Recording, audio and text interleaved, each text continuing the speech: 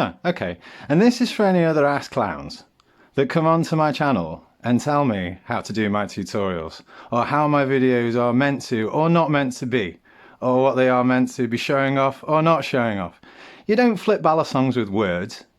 You flip them by keep practicing, keep trying, and keep cutting yourself and looking what other people are doing. Okay? So this is for them. You take the knife, safe handle, flick it out over the back of your hand, pinch it with these two fingers, pop it round under here, hits the back of your hand, twist it a bit, do the same again, ends up back here, then you can do yourself a little reverse close. Got that, altered states? Ciao.